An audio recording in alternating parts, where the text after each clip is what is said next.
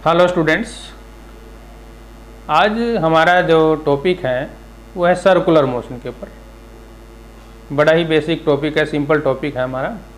छोटे छोटे पॉइंट है इसमें। हमने वैसे पिछली क्लासों में इस टॉपिक को जो है कई बार पढ़ा हुआ है। 9th क्लास में हमने पढ़ा इस टॉपिक को, और छोटी क्लासों में भी थोड़े बहुत हमने इसके बारे में जानकारी हासिल की है, सर्कुलर मोशन के बारे में। सर्कुलर मोशन देखिए हमारे पास कई तरह के होते हैं। आज हम उनके बारे में आपको डिस्कस करेंगे।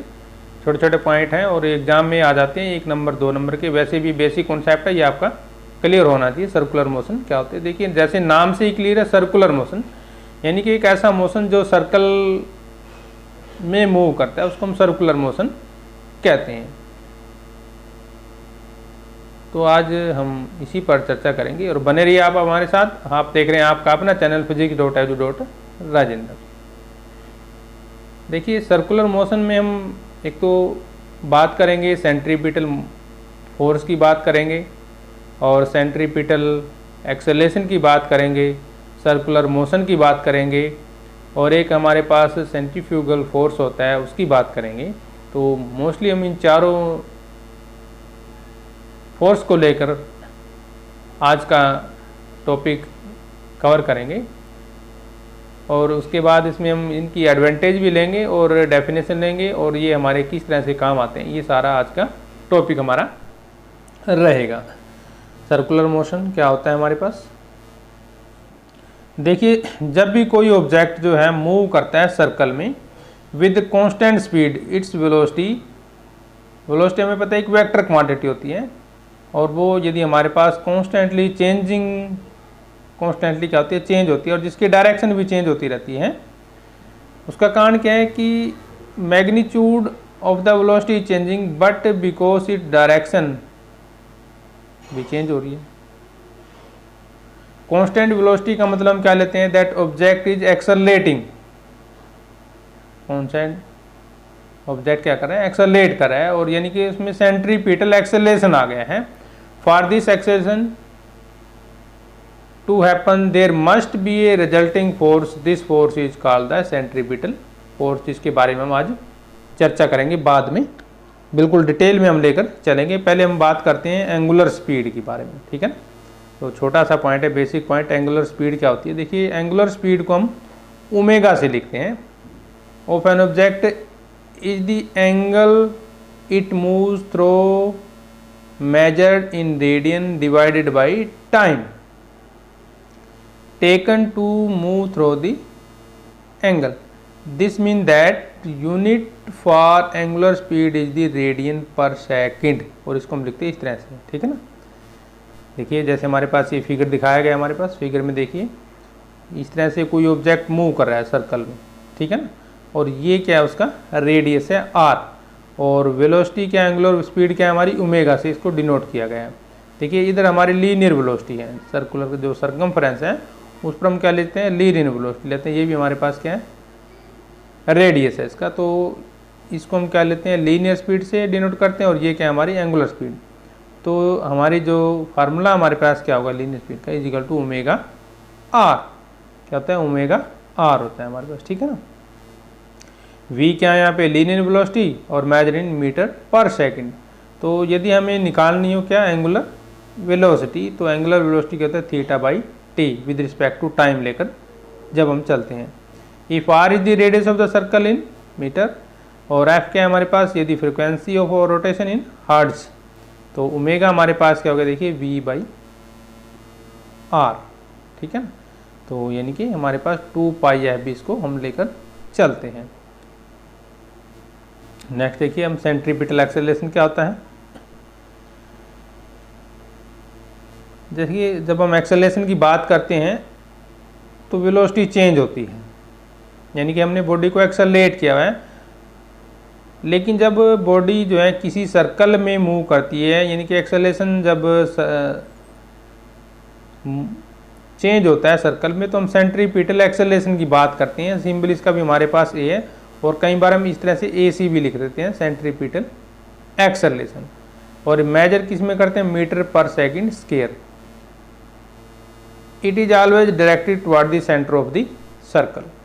हमेशा सर्कल के सेंटर की ओर ये डायरेक्टेड होता है। देखिए central body fix in space of mass m, तो कोई बॉडी जब मूव करती है तो हमेशा ये सेंट्रीपिटल एक्सेलेरेशन जो है, क्योंकि नाम से ही क्लियर है सेंट्रीपिटल एक्सेलेरेशन, तो बॉडी के सेंटर की ओर ही हमेशा रोटेट करता है।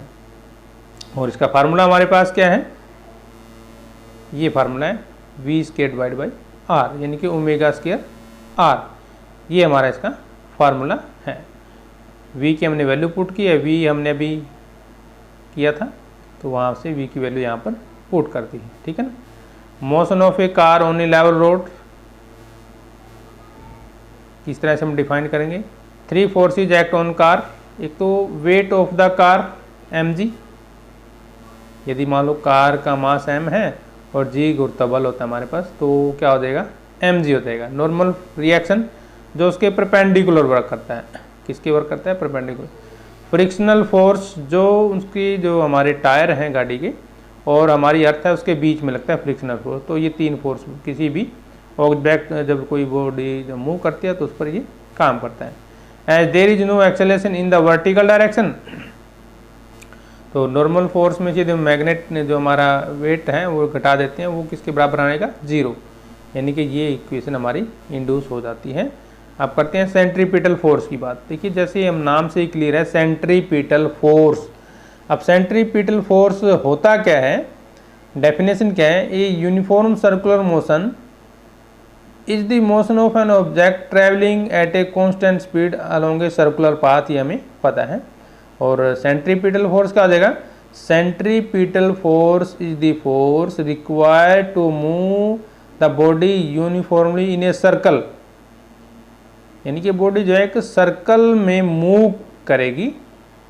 The force always acts along the radius, जो उसका रेडियस है उसकी अलोंग वो काम करता है, and toward the centre of the circular path.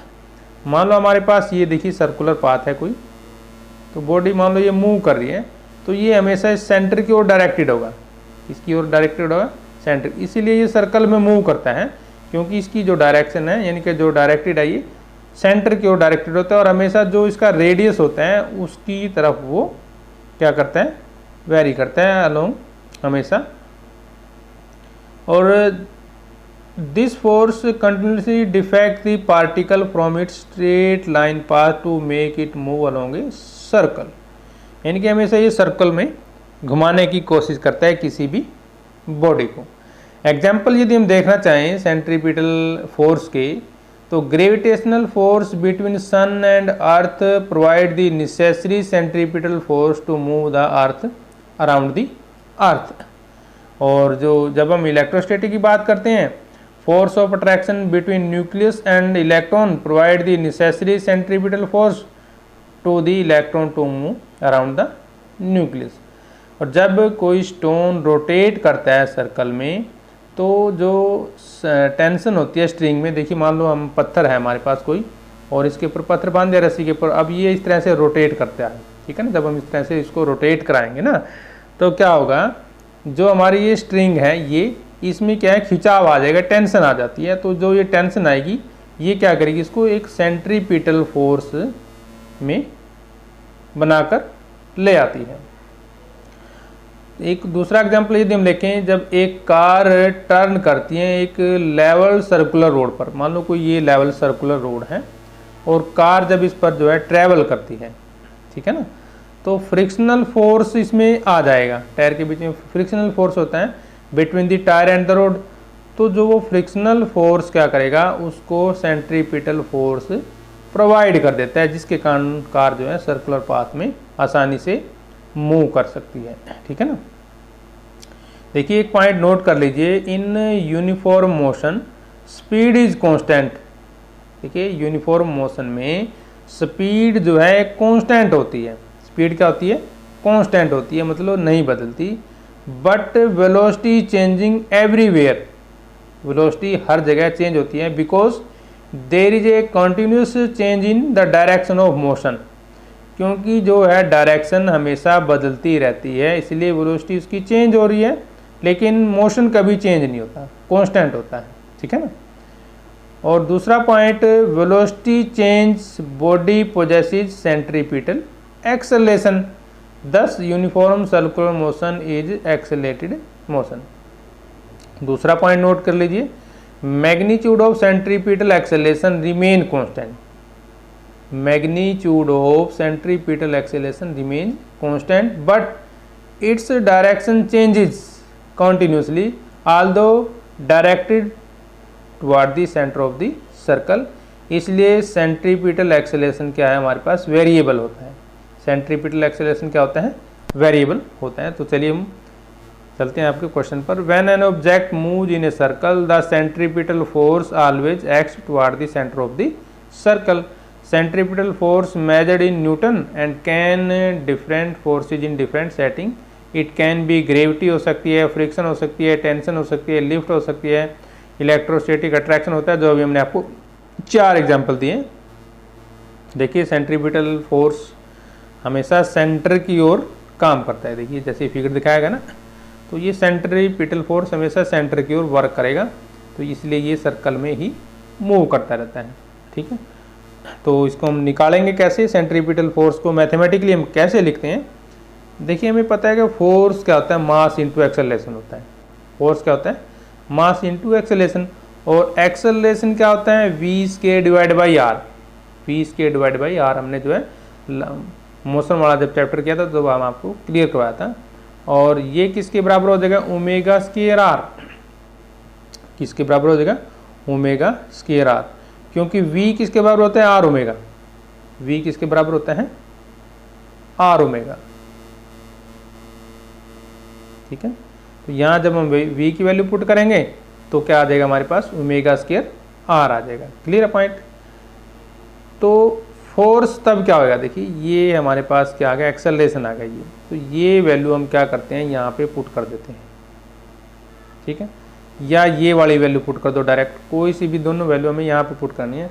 तो जब एक्सेलरेशन की वैल्यू पुट करते हैं तो ये आ जाएगा, और जब हम एंगुलर की बात करेंगे तो फिर ये आ जाएगा हमारे पास, यानी कि M omega square R, M omega square R, ये आ जाएगा हम सेंट्रीपिटल फोर्स की जब हम बात करते हैं।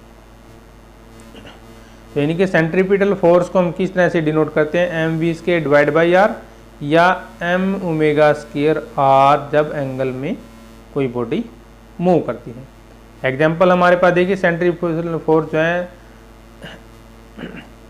मैजिकल नहीं है। There is always a specific real life force that acting as the agent of the centripetal force। Unit of centripetal force क्या है, हमारी न्यूटन है, और centripetal force is always directed to the perpendicular to the direction of the displacement of the body. ये हमने पढ़ लिया। Example, when you whirl a ball on string above your head, centripetal force is the force of tension। मतलब जैसे आपने ये है ball बांध ली और उसको आप मूव कराते हैं ना, तो इस तरह से जो मूव करेंगे तो इसमें टेंशन आ जाती है, तो ये सेंट्रीपिटल फोर्स का काम करता है। If you are in spacecraft orbiting the earth, the centripetal force is the force of gravity. तो जब भी कोई मान लो हम कहीं स्पेस पर होते हैं और वहाँ पर हम राउंड करते हैं या स्पेस करते हैं, तो वहाँ पर क्या है, जो ग्रेविटी है वो सेंट्रीपिटल फोर्स का कारण बनती है। वही है, यदि हम कार को ड्राइव करते हैं सर्कल में, सेंट्रीपिटल फोर्स क्या हो जाएगा, फोर्स ऑफ फ्रिक्शन हो जाएगा। और motion of planet around the sun के लिए हमारे पास भी सेम हमारे पास वही रहेगा। इसके कैरेक्टरिस्टिक ऑफ सेंट्रीपिटल फोर्स के देखिए क्या है, क्या इसके हमारी प्रॉपर्टीज हैं। It is a real force because it is provided by gravitational, electromagnetic और न्यूक्लियर इंटरेक्शन। दूसरा, it arises in the internal, जो हमारा फ्रेम होता है, inertial frame of reference. The inertial reference frame is that frame of the reference which is moving with uniform velocity with respect to earth, और it is always directed toward the center of the circular path, without it the circular motion is not possible। ये सबसे main point हमारे पास। the work done by centripetal force is zero because displacement of the particle is perpendicular to the direction of the centripetal force। इसका मतलब there is no displacement in the direction of the centripetal force, इसलिए work done क्या रहेगा, zero रहेगा। The torque produce by centripetal force at the centre of the circular path is 0।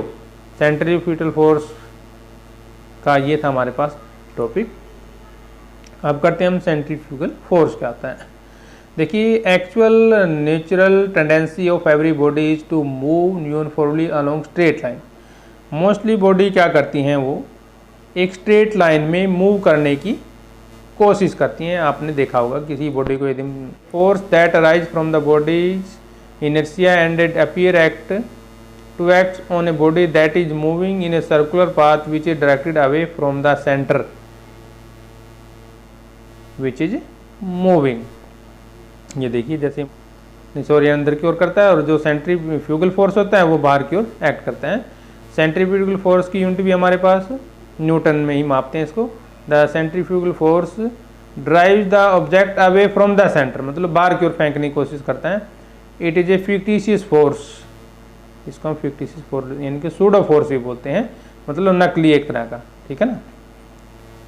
यानी कि क्योंकि ये अराइज होता है ऑटोमेटिक, कभी भी अराइज हो सकता है, इसलिए हम इसको सूडो फोर्स भी बोलते हैं या फिक्टिशियस फोर्स बोलते हैं। और इसका हमारे पास फार्मूला वही है, इसको हम नेगेटिव में लेंगे क्योंकि ये बाहर की ओर होता है ना। तो जो फ्यूगल फोर्स हमारे पास होता है -mv² डिवाइड बाई r होता है। ये देखिए, जहाँ पर Fc क्या है, centrifugal force, m is the mass of the object, v is the velocity of the speed of the object और r क्या है, रेडियस। अब जो फ्यूगल फोर्स है वो एक सूडो फोर्स है। कैसे, देखिए ध्यान से, अभी बात की थी हमने। Centrifugal force is not real force since it does not arise due to either gravitational or the electrostatic force or nuclear interaction। तो इसका नेचर के साथ कोई संबंध नहीं है, मतलब ये जो natural force action of the centripetal force, it does not arise due to either gravitational or electrostatic or nuclear interaction. Centrifugal force act in the non inertial reference frame, hence centripetal force is a pseudo force. इसके main point क्या है हमारे पास, जो एक तो ये imaginary force है यानी कि सूडो फोर्स है। दूसरा, it experience a non inertial frame of reference. Third, magnitude of centripetal force is equal to the centripetal force, मतलब सेंट्रीपिटल फोर्स का और दोनों का जो सेंट्रीफ्यूगल फोर्स है उनका दोनों का मैग्नीट्यूड क्या होगा, सेम होगा। देखिए यहाँ पे सेंट्रीफ्यूगल है ये, ठीक है ना, पीटर लिखा तो सेंट्रीफ्यूगल आएगा। It is directed away from the center of the circle along the radius, ठीक है ना। और centrifugal force does not have an independent existence। Example, centrifugal force act on every object moving in a circular path when viewed from the rotating frame of reference।